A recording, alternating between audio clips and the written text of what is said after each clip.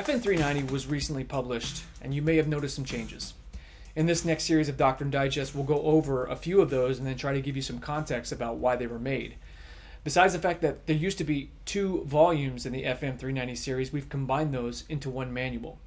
Also, there's some changes to the taxonomy, or classification of things or concepts, and we'll go over those a bit here. First, the topic forms of the defense has been removed, and the 3 forms we previously recognized as the defense of a linear obstacle, perimeter defense, and reverse slope defense have now become variations of an area defense, since all are generally focused on retaining terrain. Troop movements are now categorized as either tactical or non-tactical.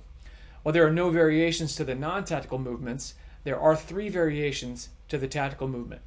There's the approach march and the tactical road march, and those haven't changed, but we added a forced march, which is a march that is much longer or faster than usual, or it's done in adverse conditions.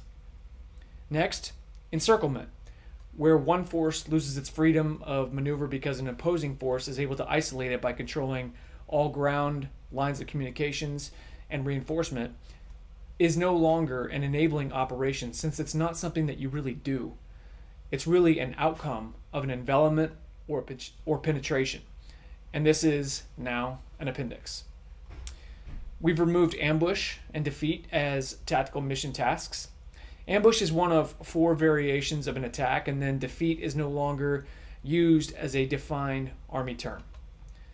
In the new chapter, Tactical Deception, we introduce and describe TACD principles, types, means, and variations.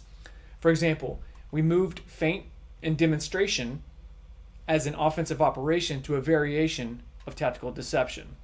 A few things have been moved from their previous chapters to Part 4, enabling operations. For example, mobility and counter-mobility were part of our movement and maneuver section, as well as the link-up. A link-up used to be a control measure for an infiltration, which is also a form of maneuver. Again, these are all enabling operations. So those are some of the changes to the taxonomy in FM 390. It's not all of them. If you want to read about the other changes, it's in the introduction of the FM. You can download your new FM 390 tactics at the Army Publishing Directorate website at armypubs.army.mil.